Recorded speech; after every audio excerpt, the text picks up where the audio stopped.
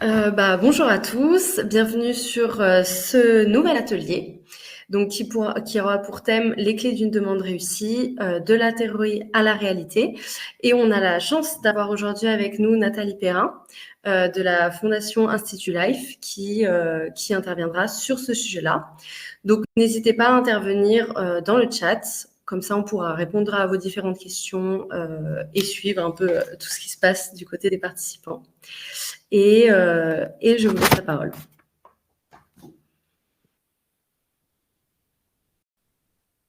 Nathalie? Oui. Bonjour, je vous laisse parler.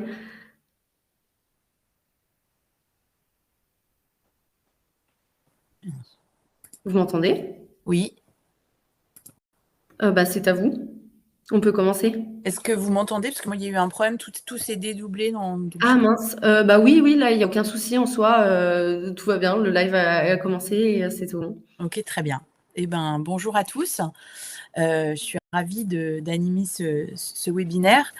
Je vais essayer de vous partager un peu le fruit de plusieurs années d'activité, à la fois en tant que consultante et à la fois en tant que déléguée générale d'une fondation. Juste pour être clair, je ne fais plus partie de la fondation de l'Institut Life depuis assez peu de temps. Mais voilà, je vais vous partager toute mon expérience à ce sujet. Juste pour situer ce que j'ai fait, donc j'ai cofondé Coinfluence.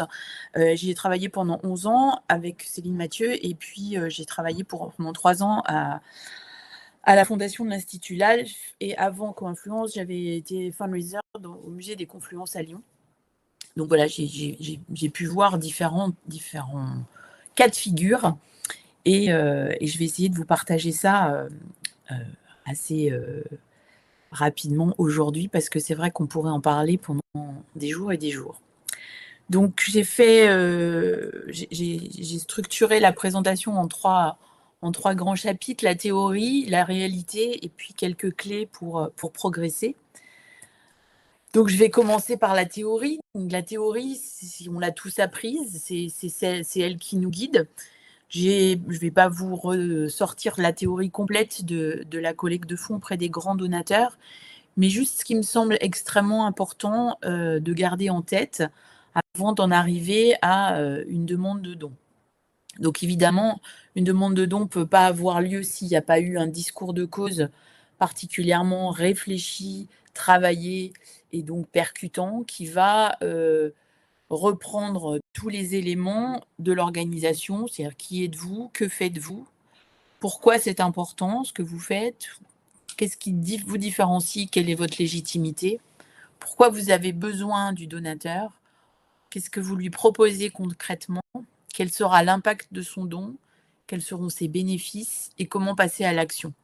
Le Case for Support, il va être présenté souvent dans une phase de sensibilisation et où vraiment communiquer aussi dans tout ce qui est communication orale, etc., voire vidéo. Mais c'est vraiment quelque chose qu'il faut travailler énormément, puisque ça sera la colonne vertébrale de tout le dispositif. Et les mots et les phrases doivent être extrêmement bien choisies pour être déclencheur de dons auprès du donateur, pour être déclencheur de l'envie de soutenir. Donc ce discours de cause doit aussi être traduit dans un pitch qui doit être efficace et rodé.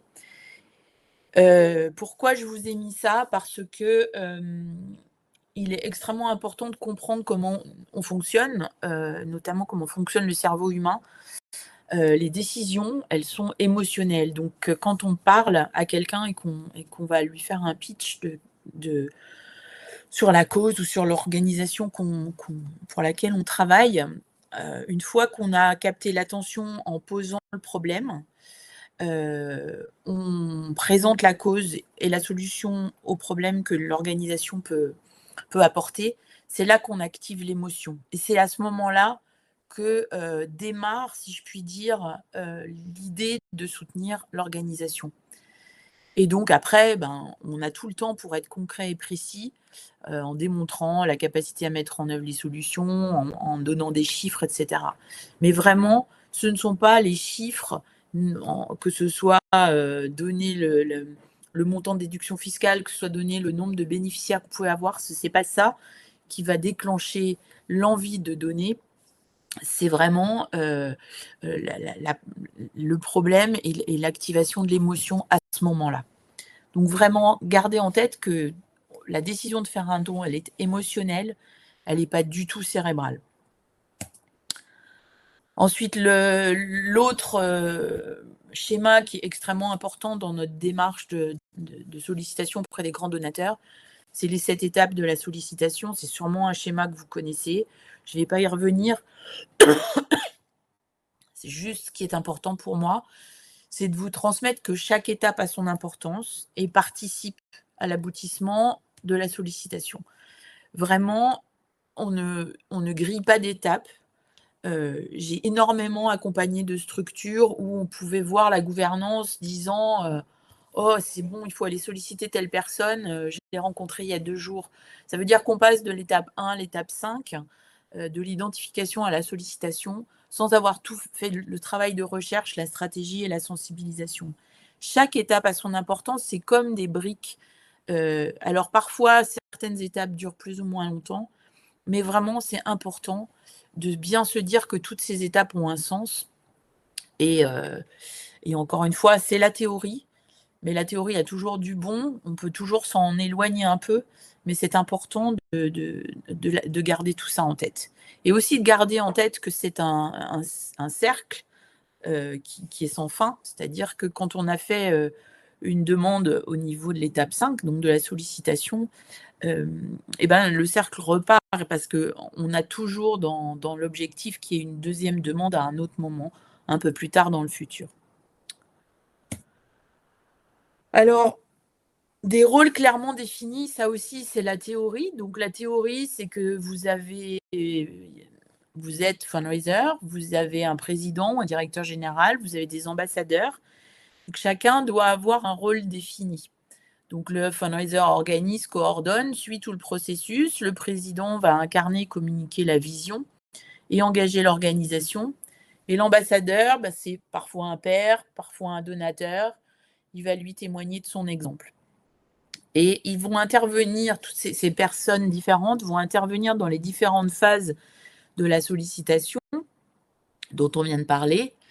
Et on mettra le fundraiser, le fundraiser est du coup placé là. Et ce qu'on peut voir dans ce tableau, c'est que au niveau de la sollicitation, le fundraiser, il est coché qu'une seule fois, parce que la théorie dit que c'est pas au fundraiser de faire une demande, c'est plutôt à l'ambassadeur, donc plutôt à un père, ou plutôt au président, ou plutôt au directeur général, mais pas au fundraiser.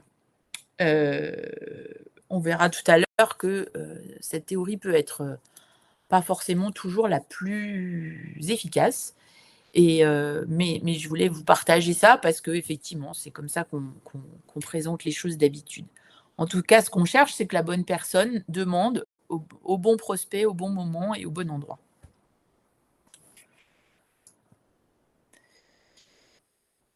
Voilà, ça c'était la théorie. Alors vraiment en version rapide, mais ce n'est pas forcément ce qui nous intéresse aujourd'hui, mais je voulais vraiment y revenir pour qu'on soit bien clair et bien en phase. Donc la réalité, parfois le mérite de nous challenger vraiment au quotidien et de nous demander beaucoup de flexibilité parce que les choses ne sont pas forcément toujours comme elles sont écrites dans les livres.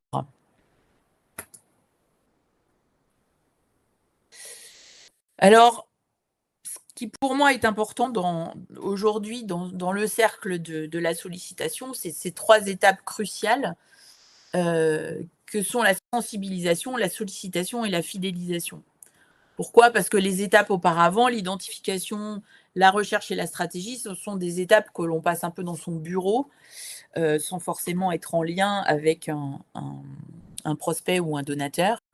Par contre, ces 3 étapes-là vont vraiment entrer en jeu de manière importante.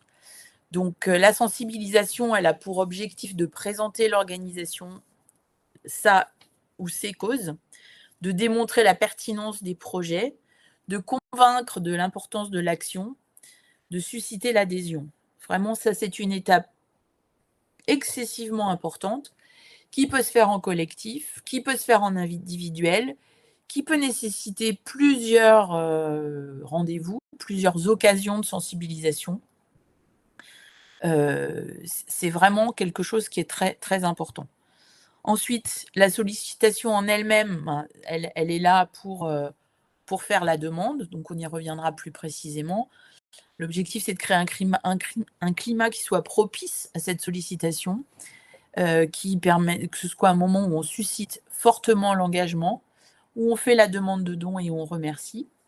Et puis la fidélisation, c'est ce que je vous disais tout à l'heure, c'est à la fois remercier et surtout valoriser le donateur, c'est développer une communication riche et c'est organiser des événements pour tenir le donateur proche de l'organisation. Et c'est aussi rendre compte de l'impact du don. Pourquoi c'est si important aussi dans la phase de la demande? C'est que voilà, on va revenir sans arrêt sur ces trois étapes, une fois qu'on a évidemment identifié et fait les premières étapes.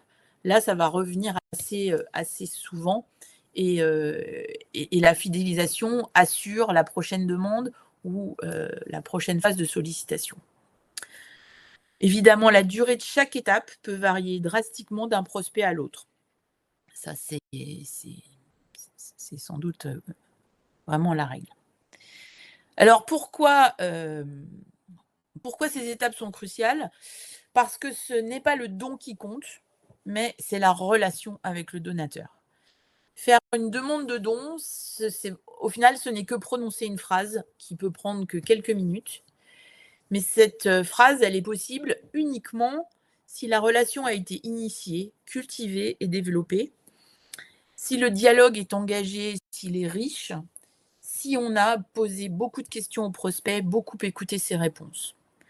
Donc, ce que je voudrais transmettre dans les choses à retenir, c'est que la seule motivation de celui qui demande doit être la relation et non la transaction.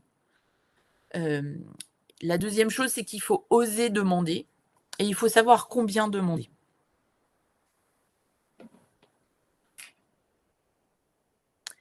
Tout ça, juste cette phrase pour vous rappeler, parce que parfois on l'oublie.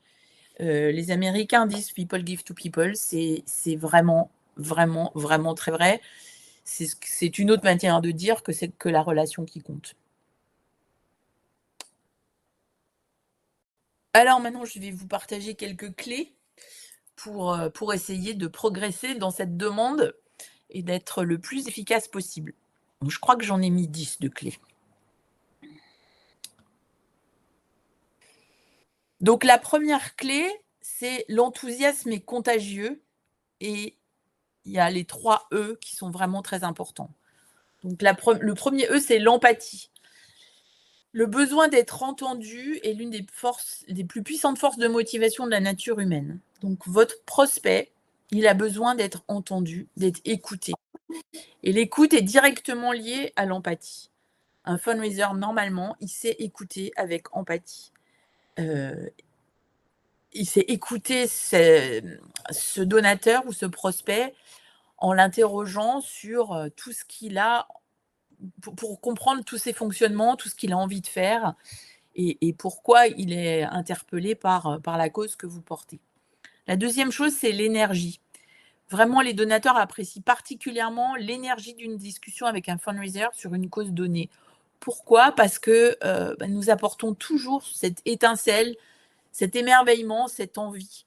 Vraiment, parce qu'on porte cette cause, parce qu'on sait que ça fait la différence, ça change la vie de certaines personnes, ça sauve des vies parfois, voilà, c'est ça qui est important. Et quand on est passionné, comme je sais que tous les fundraisers peuvent l'être, c'est une énergie qu'on transmet au moment de la demande, au moment de tous les rendez-vous qu'on peut avoir avec un prospect. Et enfin, c'est l'enthousiasme. Là, c'est un peu la même chose, c'est ce qui ressort lorsque la cause vous tient à cœur, vraiment, et lorsqu'on est convaincu. Ces 3 forces-là, vraiment, c'est important que le fundraiser les mette en route, si je puis dire, lorsqu'il est dans cette phase de sollicitation. Donc à retenir les 3 E, empathie, énergie, enthousiasme. La clé numéro 2, c'est écouter, écouter, écouter. L'attention des prospects est courte. Les rendez-vous vont vite. Les gens ont des milliards de choses à faire.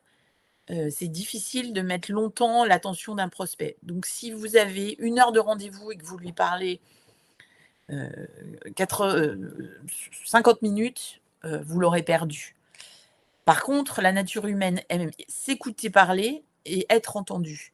Donc, en fait, c'est toujours ce paradoxe qu'il faut mettre dont il faut être conscient.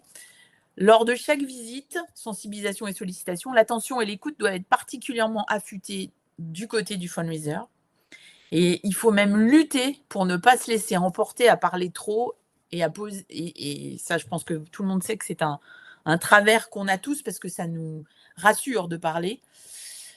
Et il faut poser des questions pour écouter le prospect qui veut être sûr d'être entendu. Donc vraiment, ça se traduit quoi en termes de temps ? Ça se traduit que le prospect doit parler 75% du temps et le fundraiser 25%. Alors c'est compliqué à comprendre quand on est là pour présenter sa cause, présenter son organisation, et on pourrait en parler des heures et des heures. Mais vraiment, l'écoute va vous donner des tas de clés pour mieux comprendre le donateur, pour mieux lui proposer quelque chose qui va l'intéresser. Et vraiment, plus il se sentira écouté, plus il sera à même à soutenir l'organisation. Donc, il faut écouter dans l'empathie. Ça permet de découvrir les besoins, les passions du prospect, la valeur éventuelle de son don, parce qu'on peut, en posant des questions, savoir ce qu'il a pu donner ailleurs, dans le passé, etc. Et puis les motivations qu'il peut avoir à faire ce don. La clé du numéro 3, c'est demander, c'est pas vendre. Et très souvent, on a parfois la gouvernance qui voudrait qu'on soit plus dans une attitude commerciale.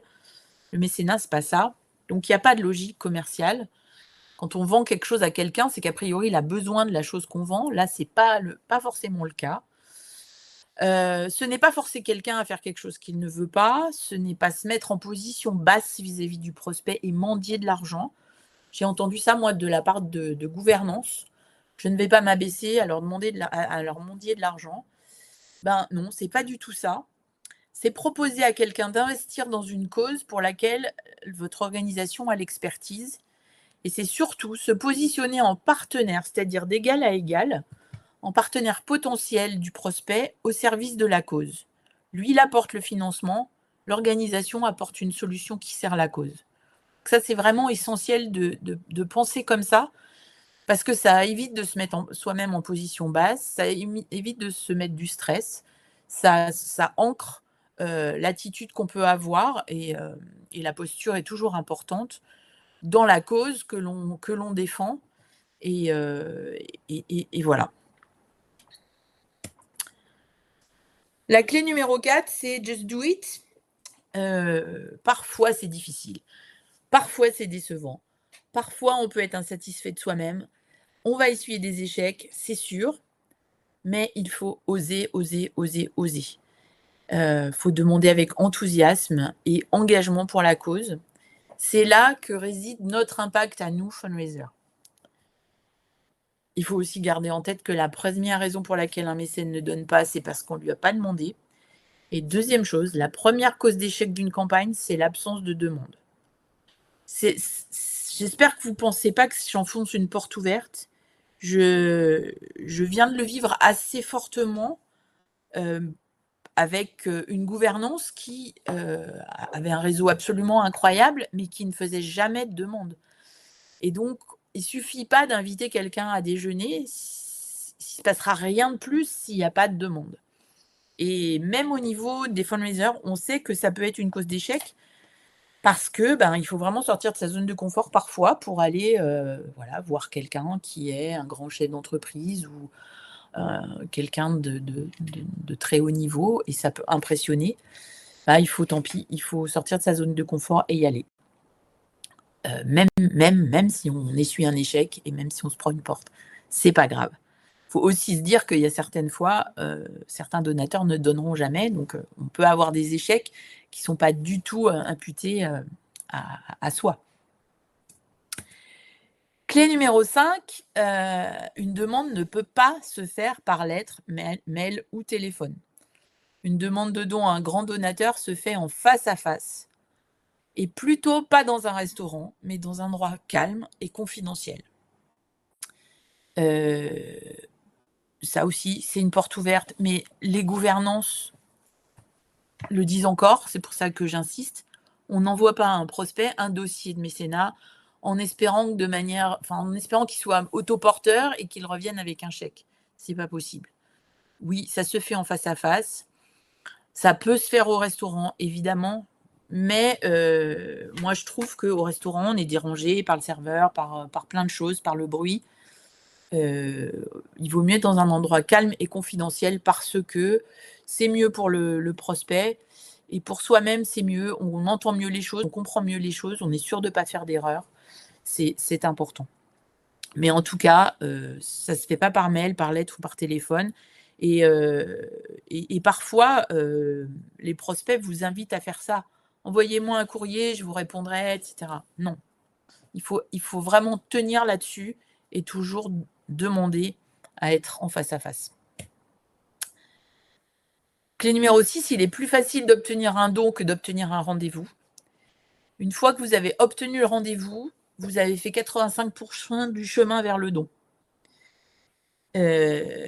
Pourquoi ? Parce que votre talent fait qu'une fois que vous êtes en face à face, vous savez largement parler de l'organisation et convaincre.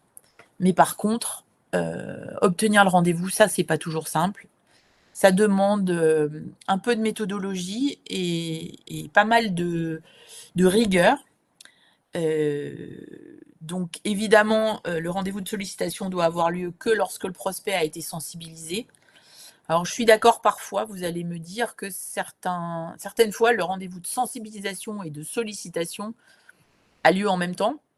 Ça peut effectivement arriver, c'est pas l'idéal, mais ça peut arriver. Donc, une fois que vous voulez vraiment obtenir ce rendez-vous de sollicitation, il faut envoyer un mail de prédisposition. Soit c'est vous, soit c'est l'ambassadeur qui l'envoie, qui annonce que vous allez l'appeler pour fixer un rendez-vous. Ça permet de préparer le terrain. Ensuite, vous l'appelez quelques jours plus tard en faisant allusion au mail. Et là, ce que vous allez lui dire, vous l'écrivez pour être sûr de ne pas diverger. Vous l'écrivez au préalable, vous êtes préparé et vous vous entraînez là-dessus. Parce que c'est là qu'il y a un risque que le donateur vous dise non, envoyez-moi vos informations, je vous répondrai, je vous enverrai un chèque. Enfin, ou dites-moi de quoi vous voulez me parler, etc. Enfin, c'est vraiment là qu'il y a un risque de se faire embarquer. Là, le seul objectif de ce coup de fil, c'est d'obtenir un rendez-vous. Il n'y a pas d'autre chose. Donc, on ne parle pas de la cause, on ne parle pas de l'organisation, on se concentre sur obtenir une date et une heure. Et du coup, on est rapide, concis, et on lui propose un choix entre 2 dates pour éviter les objections. Voilà, et on rentre vraiment pas dans l'argumentation, on n'est pas dans une visite, on fait rien par téléphone. Oula. La clé numéro 7, c'est vraiment prendre conscience que les mécènes ne donnent pas aux besoins d'une organisation. C'est-à-dire que si vous présentez les choses en disant, voilà, on a tel projet, etc., mais on n'arrive pas à le financer, il nous manque tant, c'est pas forcément très attirant. Le mécène, il va donner à des rêves, à des projets fous, à de l'ambition, à du mouvement. Il va donner aussi parce qu'il va être rassuré sur la stabilité financière de l'organisation. On ne donne pas à une organisation qui n'arrive pas à joindre les deux bouts. Ils donnent aussi car ils sont impressionnés par la conviction du staff. Quand je dis le staff, c'est vous, c'est la personne que vous avez amenée pour témoigner d'un projet, c'est votre directeur général, c'est le président, enfin peu importe, mais vous portez une conviction qui va les impressionner. Et puis, ils sont aussi impressionnés par le ressenti des bénéficiaires. Par exemple, à la fondation de l'Institut Life, c'est une fondation qui donner des bourses aux étudiants, c'était toujours très, très fort quand les étudiants eux-mêmes expliquaient ce qu'une bourse avait fait pour eux, ce que le mécène avait fait pour eux en finançant une bourse. Et puis, ils donnent là où ils ressentent de l'émotion, vraiment. Donc, faire parler les bénéficiaires, c'est souvent une bonne idée, mais ça peut aussi être faire parler un chercheur dans le cadre d'un établissement de recherche. Ça peut être, voilà, quel que soit le bénéficiaire, c'est souvent une bonne idée. Et au moment de faire la demande, l'échange va se faire oralement. On ne s'appuie plus sur les outils, les plaquettes vidéo, le PowerPoint, le document utilisé pour la sensibilisation. Là, c'est par une conversation orale que naît la motivation de faire un don, car c'est à l'oral qu'on fait vraiment mieux passer l'émotion. La clé numéro 8, c'est ce que les Américains appellent « What's in it for me ». C'est vraiment l'idée que il est important aussi, quand on va faire la demande au mécène, d'exprimer ce que le don non seulement va permettre à l'organisation de réaliser, ça ne suffit pas. Il est important d'exprimer ce que le donateur va obtenir comme bénéfice et ce qu'il en retirera de son don. Donc, par exemple, à un prospect qui est sensible à la cause des jeunes, on va exprimer le soulagement d'un étudiant en difficulté économique lorsqu'il reçoit une bourse. À un prospect qui, lui, va plutôt vouloir, je sais pas moi, laisser une trace quelque part sur un bâtiment, on va lui parler de la plaque que l'on va mettre dans le cas d'un naming. C'est des choses qui sont vraiment importantes pour eux, mais tout ça, on peut en parler que parce qu'on a écouté quelles étaient les motivations du donateur auparavant et qu'on est capable de lui proposer un bénéfice qui va l'embarquer.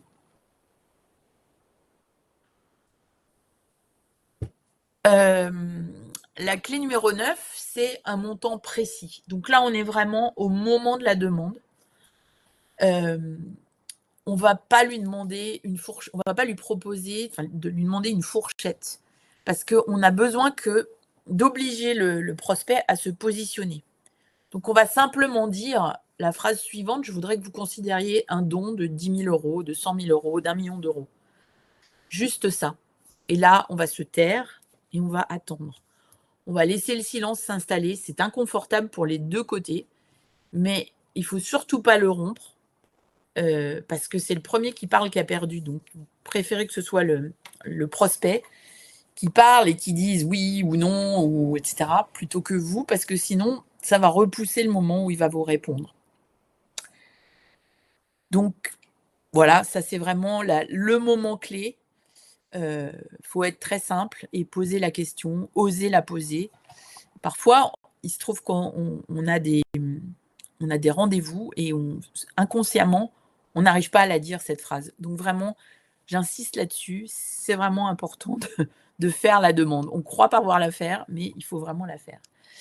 Un autre point qui est lié à ça, parce que le donateur peut vous poser cette question, soyez vous-même donateur de votre organisation, même de manière très modeste, parce que ça vous crédibilise, ça vous donne vous-même de l'assurance pour faire cette demande.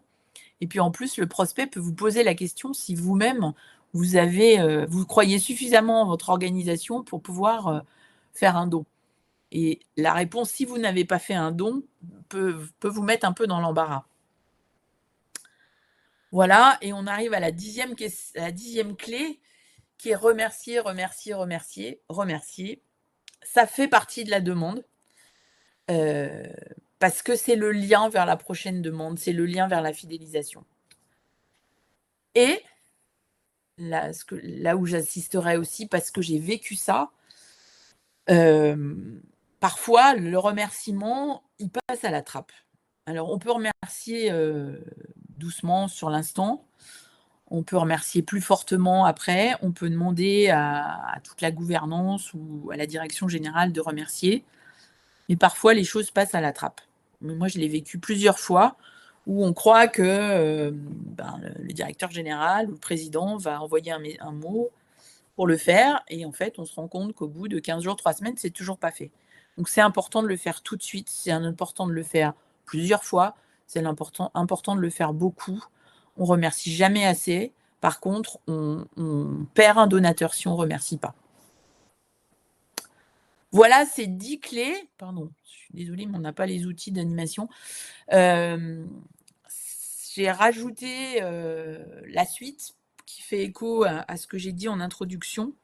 C'est qui est la bonne personne pour collecter.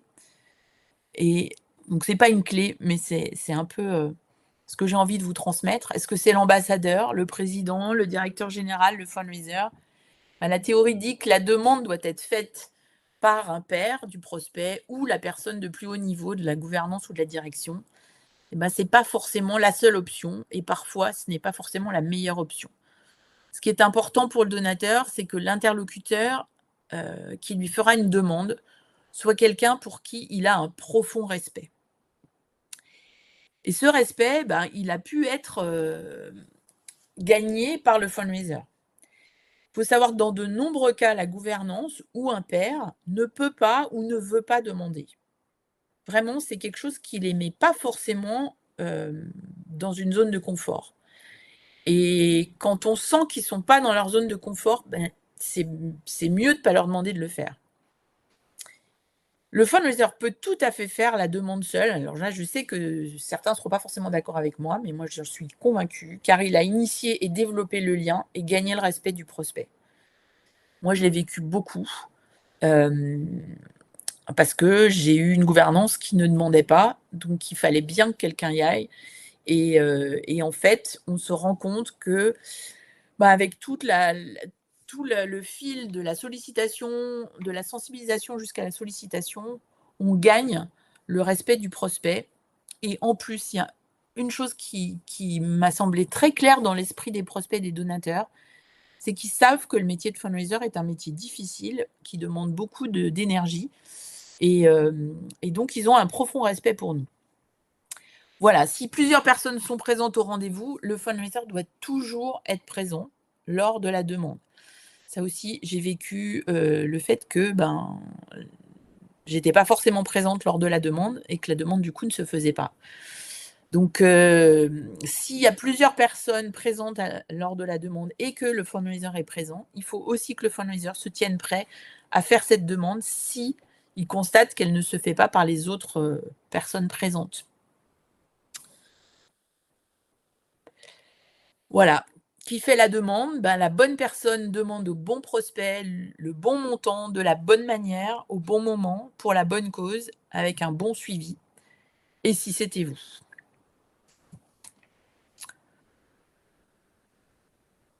Juste en conclusion, je ne sais pas du tout si je suis dans les temps, mais en conclusion, j'ai juste remis un nuage des mots clés que dont je vous ai parlé.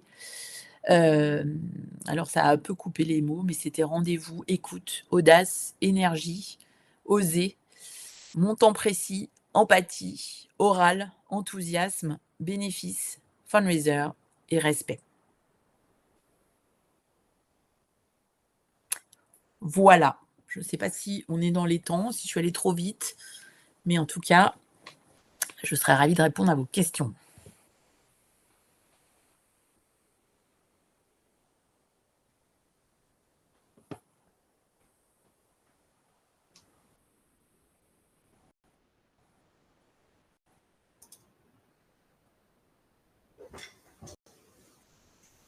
Alors, quelques questions qui remontent, Nathalie. Oui. Nous avons comment réagir si nous connaissons le potentiel de don du prospect et qu'il propose de donner un montant très inférieur?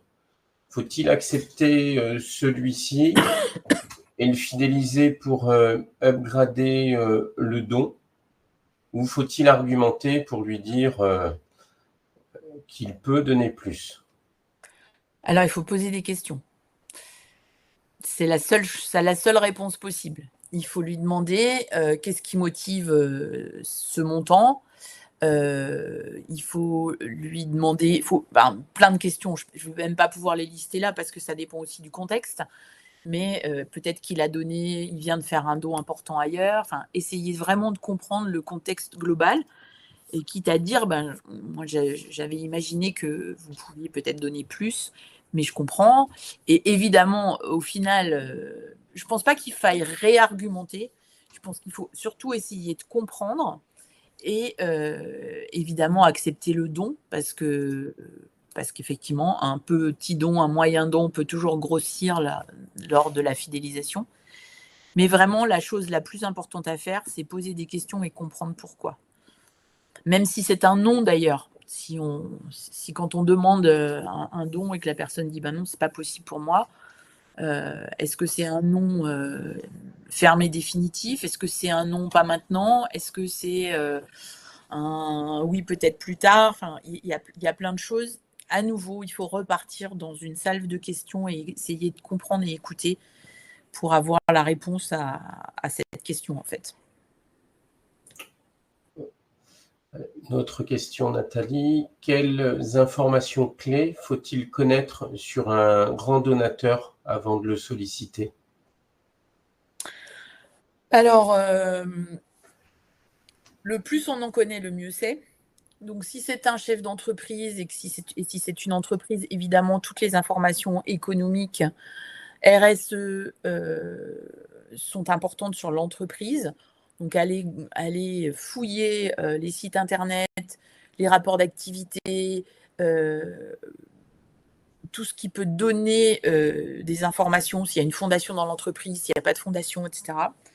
Ensuite, essayer de trouver s'il y a eu des dons. Donc, ça, on peut chercher directement sur Google, on n'a pas forcément la réponse. Parfois, on sait. Ou parfois, on sait que telle entreprise a pu donner à telle ou telle cause. Donc, allez voir aussi sur le site internet à telle ou telle organisation. Donc, allez voir sur les sites internet des organisations pour savoir pour en apprendre un peu plus. Donc, ça, c'est les informations économiques. Si c'est un donateur individuel, là, les informations sont plus difficiles à trouver en direct. Il peut y avoir des organismes qui donnent des informations notamment sur les très hauts revenus. Ça peut être une indication. Il y a des sources comme les plus grandes fortunes de Challenge qui donnent aussi des informations. Il y a l'équivalent en Suisse avec Le Temps qui fait un numéro spécial. Enfin voilà, c'est essayer d'avoir une vaste palette de sources pour en savoir le plus possible. Après, on n'en sait jamais plus que quand on rencontre la personne et qu'on pose des questions. Mais c'est important de savoir de connaître au mieux. Mais il peut aussi arriver qu'on se trouve dans une situation où on n'a pas eu le temps de faire la recherche. Ça peut arriver. Et dans ce cas-là, c'est effectivement juste en posant des questions et en essayant de comprendre la personne en face à face. Merci Nathalie. Comment sensibiliser le prospect avant le rendez-vous de sollicitation, puisque vous conseillez que le rendez-vous de sollicitation arrive quand le prospect est déjà sensibilisé? C'est une très bonne question. Alors, ça dépend vraiment de la cause, de l'organisation pour laquelle on travaille. Pour la fondation de l'Institut Life, c'est l'ancien Institut Paul Bocuse. Moi, j'invitais les gens sur place. Le campus, c'est 2 châteaux et on est des restaurants, y compris un restaurant étoilé. Quand on invite les gens dans ces conditions-là, ça facilite la sensibilisation royalement, croyez-moi. Mais on n'est pas tous dans ce cas-là. L'idéal quand même, la ligne de conduite, c'est arriver à faire venir le prospect dans l'organisation. Mais encore une fois, ça dépend. Si votre organisation est une ONG qui travaille, dont les bénéficiaires sont en Afrique, par exemple, et que vous n'ayez qu'un bureau à Paris, ça n'a pas beaucoup de sens. Donc, dans ce cas-là, il faut aller voir la personne. Mais quand on a un lieu, quand on est dans la culture, par exemple, ou quand on est même dans l'enseignement supérieur, c'est bien de faire venir les gens sur place. On a toujours quelque chose à leur montrer. Et c'est la meilleure manière de sensibiliser, c'est de faire vivre quelque part l'expérience au donateur. Donc, quand c'est pas le cas, c'est pas le cas. Et dans ce cas-là, on va chez lui. Et dans ce cas-là, on peut se faire aider d'une vidéo, on peut se faire aider d'un PowerPoint, on peut se faire aider. Ça dépend toujours des moyens qu'on peut avoir. Il y a 1000 manières de le faire.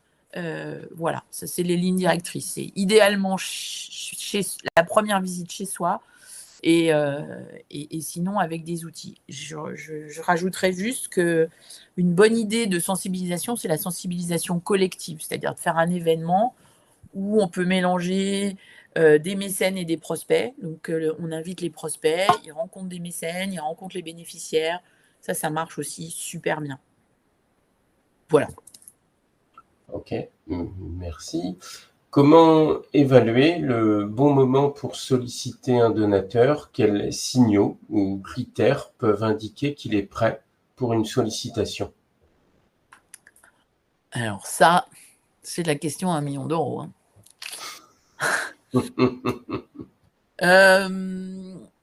Alors moi, je vais vous dire, j'ai vécu un don d'1 million d'euros justement sans sollicitation. La personne s'est levée et a dit, bon, moi, là, je vais mettre 1 million.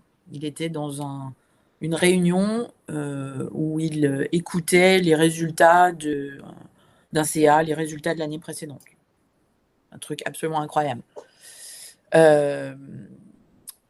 D'autres cas, quand on a sensibilisé 1 fois, 2 fois, quand on a invité par exemple un prospect à un événement de sensibilisation, qu'on l'a rencontré de manière individuelle, on peut considérer qu'il est et qu'on a pris un maximum de renseignements sur lui, c'est-à-dire qu'on lui a posé des questions. Alors, peut-être qu'il a eu l'occasion de dire que son budget de mécénat était épuisé pour cette année, donc on se dit dans ce cas-là, je peux peut-être le revoir en début d'année prochaine. Enfin, voilà, tout ce qui a été dit auparavant entre en ligne de compte pour évaluer ça. Donc je dirais il n'y a pas de règle. Il n'y a pas un moment où le mécène dit « ça y est, je suis prêt ». Voilà, on peut arriver, c'est pas le bon moment. On peut, encore une fois, ce qui est compliqué, ce que j'ai dit tout à l'heure, ce qui est compliqué, c'est d'obtenir le rendez-vous. Si vous avez le rendez-vous, en général, c'est bien parti. Voilà, si le rendez-vous traîne à arriver, moi j'ai rencontré quelqu'un qui m'a dit, le jour de la sensibilisation, il m'a dit vraiment on veut vous soutenir. J'ai mis 1 an et demi à obtenir un rendez-vous avec cette personne et il avait décidé de nous soutenir. C'est qu'il n'était pas prêt. Et pourtant, je l'ai relancé. Pendant 1 an et demi, je l'ai relancé. Et puis un beau jour, ça a été possible. Donc, il n'y a pas de règle. Alors, justement, on a ce fameux rendez-vous. Et quelles erreurs courantes dans la sollicitation devraient être évitées et comment les contourner? La première erreur, c'est de ne pas oser demander. Ça, c'est sûr. La deuxième erreur, c'est parler tout le temps. Et cette erreur-là, vous pouvez ne pas la faire vous, mais ne pas maîtriser le président qui est là avec vous et qui, lui, va parler tout le temps. Mais c'est une erreur quand même.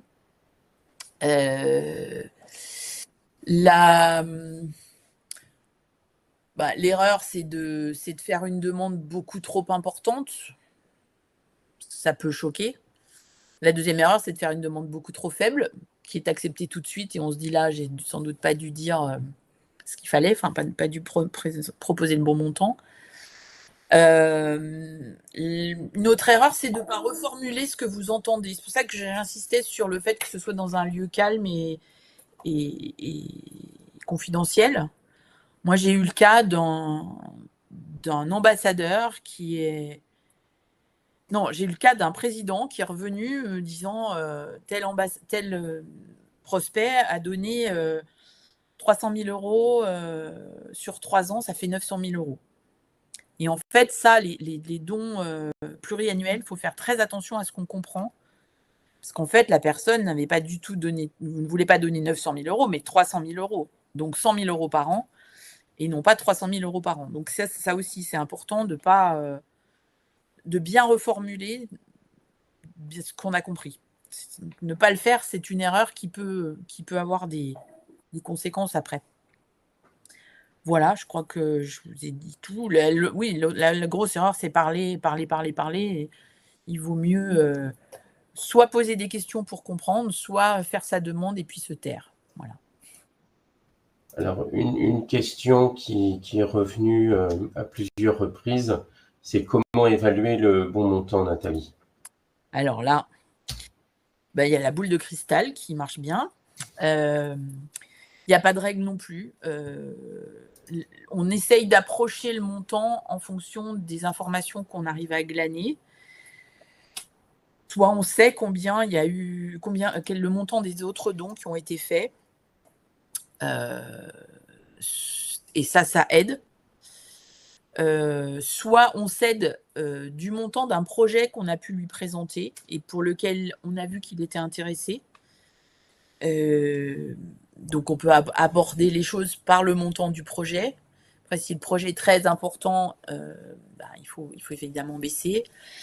Il n'y a pas de règles. Il y a des règles aux États-Unis, mais aux États-Unis, le montant des impôts est public, le montant des dons est public, donc c'est plus facile d'avoir une vision.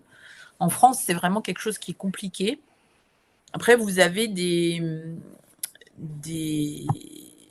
organisations qui proposent comme de vous donner sur un territoire donné les montants des impôts qui sont payés. Donc, vous arrivez à obtenir des noms de gens qui payent des grandes quantités d'impôts. Donc, vous pouvez peut-être partir sur 10% de ça. Bon, c'est un peu hasardeux, ça. C'est toujours plus difficile pour les individus que pour les entreprises. Mais c'est une approche empirique. Encore une fois, le meilleur atout, c'est vraiment de poser des questions, même dans la sensibilisation, en disant est-ce que ce serait des projets que vous seriez intéressé à soutenir quel montant pourrait être envisagé. Il n'est pas interdit de parler d'argent, même pendant la sensibilisation, sans faire une demande précise. Et dire, on va revenir vers vous pour vous proposer un projet, et là, essayer d'affiner un peu le montant. C'est un peu une réponse de Gascon que je fais, mais c'est pas simple. Ah ouais. Mais justement, Nathalie, comment on peut adapter son approche de sollicitation en fonction de la personnalité et des motivations du donateur? C'est comment préparer et gérer ses objections ou ses hésitations? Alors, les objections, c'est une bonne question. Les objections, il est super important de se faire une liste des objections. Donc, de l'imaginer à l'avance, la liste des objections. Et en même temps, au fur et à mesure que vous sollicitez, vous allez entendre des objections de mécènes auxquelles vous n'aviez pas pensé, de les noter et de prévoir les réponses après. Quand vous ne savez pas, dites « je vous reviens », c'est plus simple. Parce qu'effectivement, ils ont la fâcheuse tendance de vous poser une question que vous n'aviez pas anticipée. Donc ça, c'est important de se faire de travailler les réponses aux objections. Après, les objections du style je donne déjà beaucoup, je ne peux pas vous donner plus. Alors là, ça mène à une question ah bon, vous donnez beaucoup, mais à qui, combien, etc. Ça vous permettra de revenir à la charge plus tard. Voilà. Il y a des objections du style je viens de faire un gros don à telle organisation. Bon, ça, c'est pas de chance, mais du coup, ça vous donne aussi des indications sur quand et comment revenir. Face à la personnalité du donateur, c'est pareil, c'est difficile de répondre comme ça. Tout ce qu'on a pu glaner comme information lors de la sensibilisation peut justement permettre de répondre à ça. Ce qui est important, c'est vraiment... alors, il y a des listes d'objections qu'on peut trouver dans certains bouquins qui sont des objections classiques, mais ce qui est important, c'est d'être capable de répondre sur les objections qui concernent vos projets, votre organisation. Si là, vous vous faites prendre en défaut, ça baisse votre crédibilité. Si vous ne savez pas, et ce n'est pas un problème dans la mesure où vous êtes capable de revenir 2 jours plus tard par un mail en répondre à cette objection ou répondre à cette question. Mais c'est pas toujours simple. C'est de l'intelligence émotionnelle et de l'intelligence de situation qui fait la différence. Alors, comme on est dans le cadre justement de cette relation humaine, psychologique, à un moment, essayer de mettre des outils pour l'amélioration, ça peut être intéressant. Et quels outils de feedback permettent de mesurer l'efficacité de la sollicitation ou d'identifier des pistes d'amélioration? Alors, la première chose, je dirais, c'est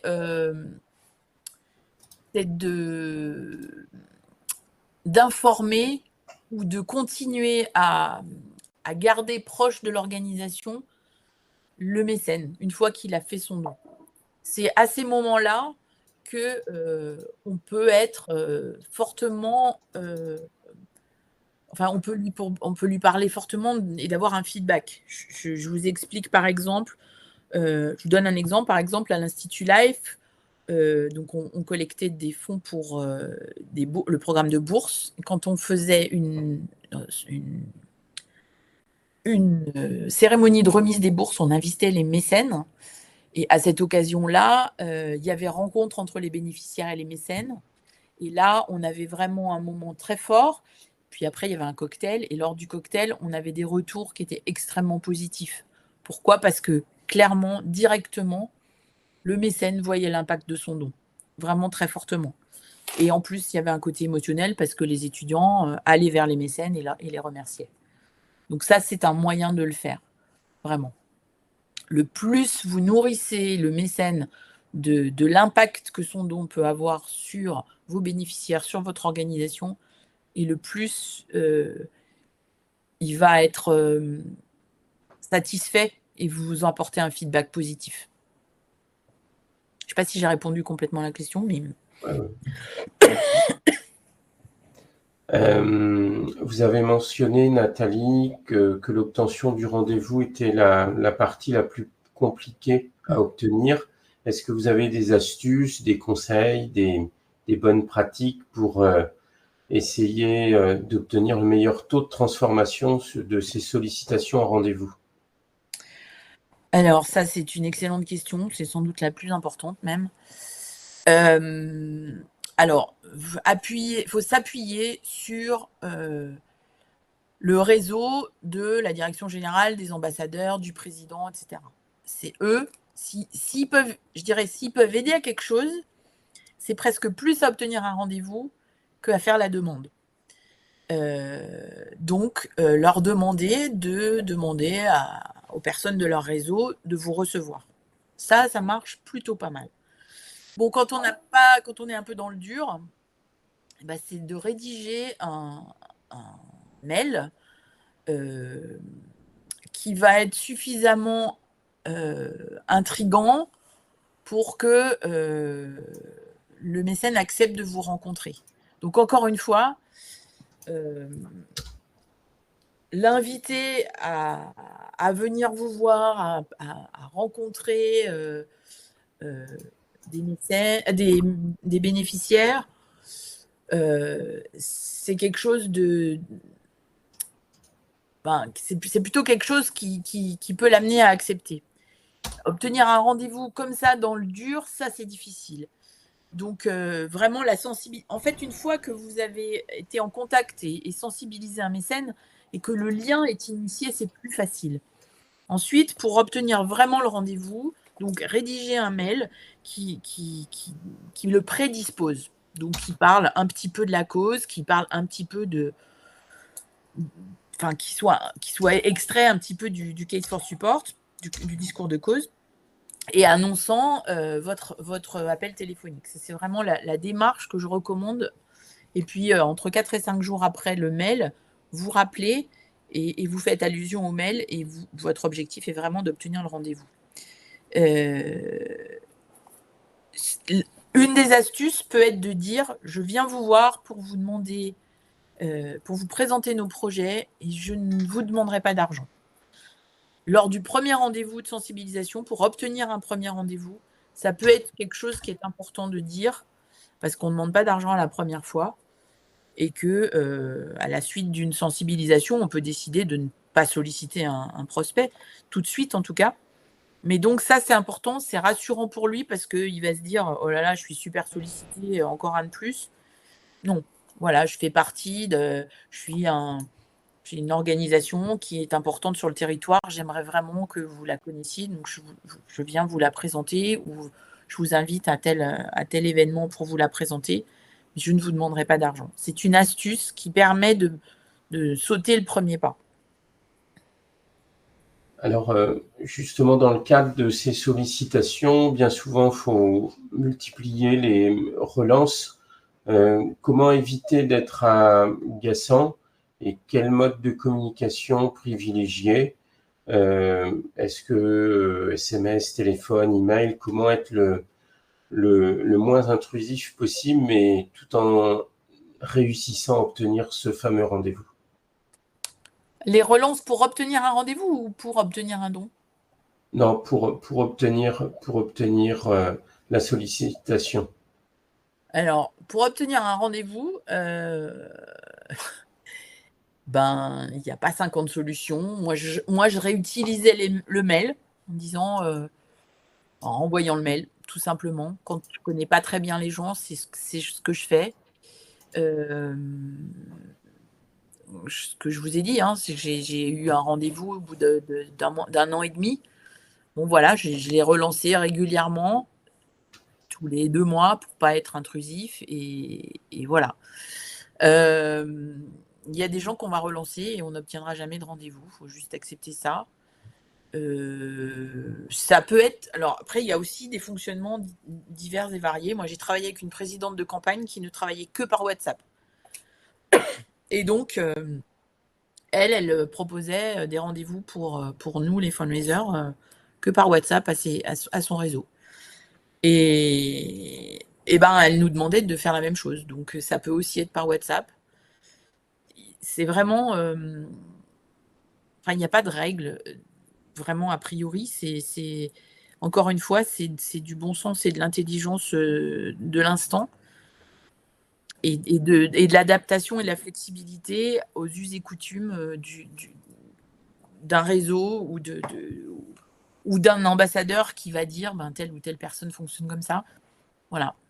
Parfois, c'est Ouais, dans cette continuité, justement, si on n'obtient pas ce rendez-vous, mais on se rend compte que les axes d'intervention de l'organisation correspondent à ce qui est fait dans la campagne, les besoins, est-ce que vous conseillez plutôt de continuer à tenir informé ce prospect ou il faut complètement abandonner cette piste? alors c'est une bonne question. On n'a pas parlé de LinkedIn, ou des newsletters. C'est vrai que, ça permet de maintenir une information auprès de gens qu'on a dans un fichier et qui n'optent pas out, donc qui restent dans le fichier, donc qui reçoivent, ces informations et on ne sait jamais. Un jour, ça peut avancer. Après, il y a aussi, quand on vous fait pas rentrer par la porte, vous pouvez rentrer par la fenêtre. Faire partie de réseaux dans lequel, les personnes qu'on cible, vont intervenir, vont être présentes et pouvoir initier, parfois juste rencontrer quelqu'un lors d'un cocktail et lui dire: «J'aimerais bien vous appeler, j'aimerais bien vous parler». Quand on le dit en face à face, c'est un peu différent que quand on envoie un mail. Donc c'est aussi, essayer de voir tous les moyens d'entrée, d'accès à une personne ou à une organisation, une entreprise, ou une fondation, et essayer de pouvoir entrer en contact, en fait. C'est comment j'établis le lien, comment je le maintiens, comment je le développe. Alors justement, dernière question Nathalie, c'est pour des fundraisers qui démarrent, c'est avez-vous des conseils pour gagner le respect d'un prospect et d'être vu comme légitime lorsqu'on vient tout juste d'arriver dans l'organisation et plus globalement quand on vient de démarrer ce métier de la relation grand donateur? C'est aussi une très bonne question. Je sais pas combien de temps j'ai pour répondre, mais alors les 2 choses que je dirais qui sont essentielles, c'est le professionnalisme et l'intégrité. Quand on démarre dans une organisation, on n'est pas apte à solliciter dans les 15 premiers jours. C'est bien clair. Il faut prendre le temps, de maîtriser le discours de cause, voire de l'écrire, parce que ça peut être le cas, il peut ne pas y en avoir. Il faut prendre le temps de s'entraîner. Si vous avez des collègues, vous pouvez vous entraîner à présenter ce discours de cause. C'est vraiment important. On gagne le respect vraiment par le professionnalisme, c'est-à-dire, je ne sais pas moi, tout contact, vous confirmez par un mail, vous envoyez les documents qu'on vous demande quand on vous le demande. Vous êtes toujours... le fundraiser, il a une posture où à la fois il porte la cause, donc il y a tout le côté fond et forme, si je puis dire, de la personnalité du fundraiser, c'est-à-dire que par exemple, à l'Institut Life, tous les étudiants sont en costume, le staff doit être aussi en costume. Il était hors de question de recevoir un mécène en jean basket, par exemple. Mais ça, c'est la culture de cette organisation. Dans d'autres organisations, ce n'est pas du tout le cas. Donc, en fait, il faut vraiment avoir une posture relativement neutre, être habillé relativement de manière à ne pas ni se faire trop remarquer, ni dans un sens comme dans l'autre. Et voilà, être toujours très professionnel vis-à-vis de sa hiérarchie, du président, de la direction générale, etc. Être capable et avoir la posture de se sentir capable de parler à des gens qui sont des grands patrons, qui sont des chefs d'entreprise, qui sont des grands donateurs. C'est pas toujours simple. Il faut le faire avec une certaine intelligence émotionnelle et essayer d'être surtout ancré dans la cause et droit dans ses bottes. C'est-à-dire que on n'est pas, il n'est pas question qu'on se fasse marcher dessus. On n'est pas, c'est pas parce que les gens qu'on a en face de soi ne sont pas du même milieu, sont beaucoup plus riches que soi. Ça, c'est pas le sujet. Le sujet, c'est vraiment, moi, je défends une cause et je voudrais qu'on soit partenaire au service de cette cause. Et je crois que quand on réfléchit comme ça, on s'enlève tout le stress de se dire « Oh là là, je ne serai pas à la hauteur parce que je ne fais pas partie du même cercle, parce que ci, parce que ça. » Voilà. Je ne sais pas si j'ai répondu. Merci parfaitement. Merci beaucoup, Nathalie. Je laisse Lise conclure et merci pour toutes vos questions. Alors, j'espère qu'on a pu répondre à toutes les questions. C'est vrai qu'il y en a eu une multitude, donc fallait un peu faire le tri. On a eu aussi de nombreux remerciements. C'est une session qui a été très, très appréciée, notamment de refaire le point sur des bases. Les gens en avaient besoin. Donc, vraiment, une multitude de merci. D'ailleurs, je vous invite à répondre à l'évaluation. Vous avez le lien d'évaluation dans le chat. Ça nous aide beaucoup pour nous améliorer, pour faire des retours aux différents intervenants, etc. C'est très important pour nous. Merci encore à vous d'avoir participé à cette session. Merci à vous, Nathalie, de l'avoir animée et d'avoir pris le temps de la faire. Et on se retrouve pour la prochaine session qui est le keynote de la clôture. Donc, on se retrouve tous là-bas. Et merci encore et une très bonne journée. Merci, Nathalie. Merci, Christophe. Merci, Lise.